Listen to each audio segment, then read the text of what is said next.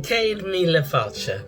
Welcome to Treasure Tales of Ireland, a place where you can come and listen to the many myths, legends, folk tales, and fairy tales of the Emerald Isle as a way to keep the stories of old alive. My name is MyLinda Butterworth, and I will be your teller of tales. I hope you will join me each week for new tales, and if you enjoy my work, then like, comment, and subscribe so you don't miss an episode. Before we start, you should note that if you are using the closed caption feature of this video, that many Irish names don't sound the way they look, and we've made every effort to say them properly. Now, let's get started. Today, we begin with the stories of the ever-living ones. Part 1 of 15, Bodb Dearg, Episode 9. But as to the Tuatha Danann, after they were beaten, they would not go under the sway of the sons of Míle, but they went away by themselves. And because Manannan, son of Lear, understood all enchantments, they left it to him to find places for them where they would be safe from their enemies. So he chose out the most beautiful of the hills and valleys of Ireland for them to settle in, and he put hidden walls about them that no man could see through, but they themselves could see through and pass through them. And he made the feast of age for them, and what they drank out with, ale of Goibniu the smith, that kept whoever tasted it from age and from sickness and from death. And for food at the feast, he gave them his own swine, that though they were killed and eaten one day, would be alive and fit for eating again the next day, and that would go on in the way forever. Now, after a while, they said, "It would be better for us for one king to be over us than to scatter the way we are throughout the whole of Ireland." Now, the men among them that had the best chance of getting the kingship at that time were Bodb Dearg, son of Dagda, and Ilbrach of Esruah, and Lear of Shefinnacoy, the hill of the white field, on Slieve Fuad, and Medir, the proud of Bree Leith, and Angus Og, son of the Dagda. But he did not covet the kingship at all, but would sooner be left as he was. Then all the chief men, but those 5, went into council together, and it is what they agreed to give, the kingship, to Bodb Dearg, for the sake of his father, for his own sake, and because he was the eldest among the children of the Dagda. It was in Shefimen Bodb Dearg had his house, and he put great enchantments about it. Clea, the harper of the king of the 3 Rosses in Connacht, went one time to ask one of his daughters in marriage, and he stayed outside the place through the whole length of the year, playing his harp, able to get no nearer to Bodb or to his daughter, and he went on playing till a lake burst up under his feet, the lake that is on the top of a mountain, Loch Belshad.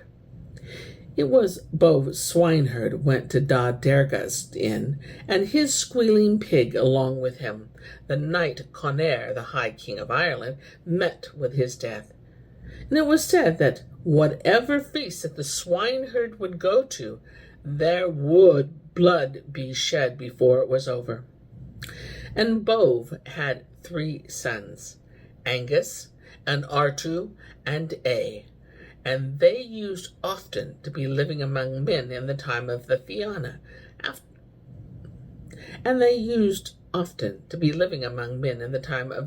afterwards. Artu had a house with 7 doors, and a free welcome for all that came. And the king's son of Ireland and all of Alban used to be coming to Angus to learn the throwing of spears and darts, and troops of poets from Alban and from Ireland used to come with A. That was the comeliest of Bodb's son, so that his place used to be called the Raw of A of the poets. And indeed, it was a beautiful raw at the time, with gold and yellow apples in it, and crimson pointed nuts of the wood. But after the passing away of the Fianna, the three brothers went back to the Tuatha De Danann. And Bodb Dearg was not always in his place, but sometimes he was with Angus at Brúbowen. Now, 3 sons of Luigmin, king of Ireland, and Jócad, and Fiacha, and Ruya went there one time, for their father refused them any land till they would win it for themselves.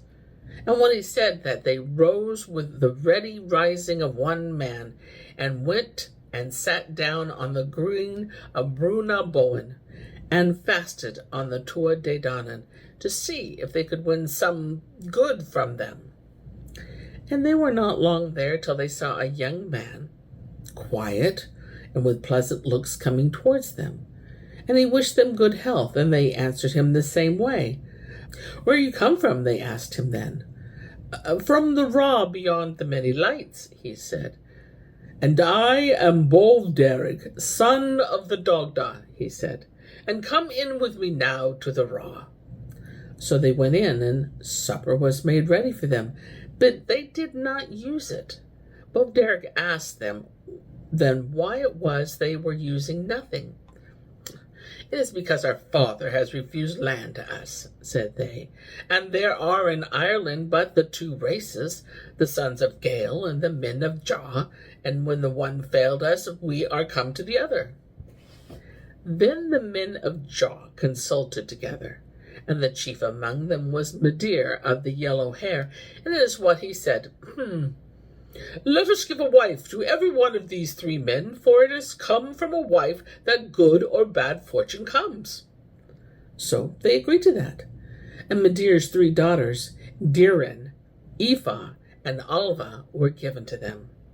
And then Midir asked Bodb to say what marriage portion would be given to them. "I will tell you that," said Bodb. "We are 3 times 50 sons of kings in this hill. Let each king's son give 3 times 50 ounces of red gold, and I myself," he said, "will give them along with that 3 times 50 suits of clothing of all colors."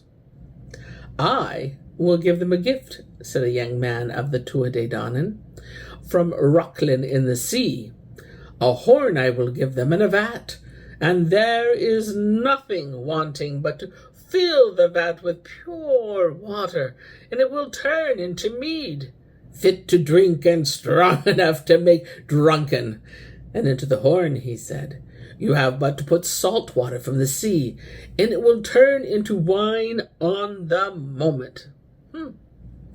"A gift from me," said Lear of Fiancaí. 3 times 50 swords, and 3 times 50 well-riveted long spears." "A gift from me," said Angus Og, son of the Dogda. "A raw and a good town, with high walls, and with bright sunny houses, and with wide houses, in whatever place it will please them, between Raw, Holty, and Tiaur." "A gift to them from me," said Anya, daughter of Mohorn. "A woman cook that I have, and there is Gisha on her not to refuse food to any, and according as she serves it out, her store fills up itself again." "Another gift to them from me," said Bodb Dearg. "A good musician that I have, for Tuatha, son of Drogan, and although there were women in the sharpest pains of childbirth, and brave men wounded early in the day, and a place where there were saws going through wood, they would sleep at the sweetness of the music he makes. And whatever house he may be in, the people of the whole country round will hear him." So they stopped in Brúbowen 3 days and 3 nights. And when they left it, Angus bade them bring away from the oak wood 3 apple trees, one in full bloom, and one shedding its blossoms, and the 3rd covered with ripe fruit. They went then to their own boon that was given them, and it is a good place they had there, and a troop of young men, and great troops of horses and of greyhounds, and they had 3 sorts of music that comely kings liked to be listened to, the music of harps and of lutes, and the chanting of Trogon's son. And there were 3 great sounds, the tramping on the green, and the uproar of racing, and the lowing of cattle.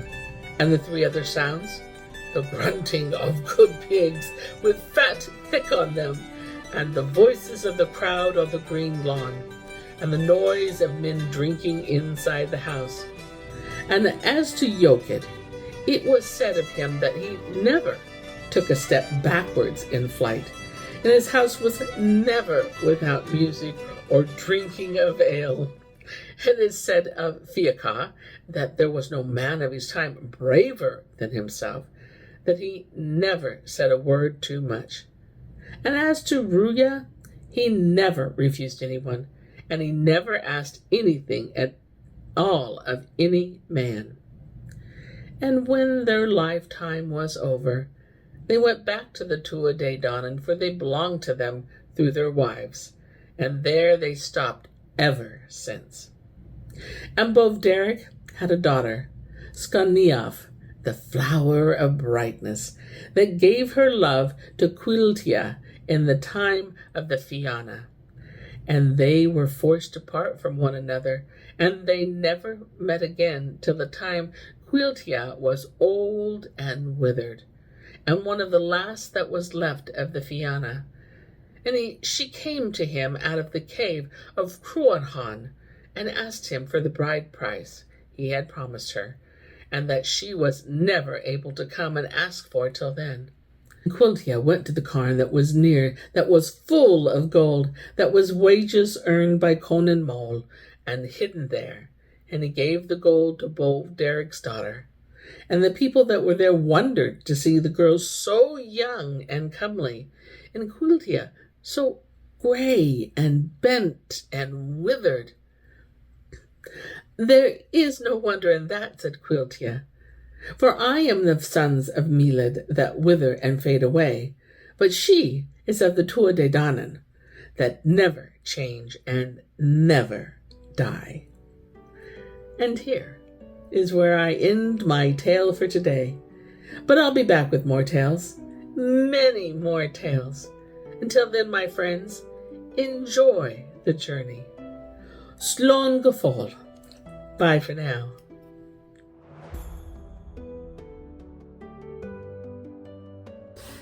If you enjoyed this story, please give us a thumbs up and comment. It truly helps us.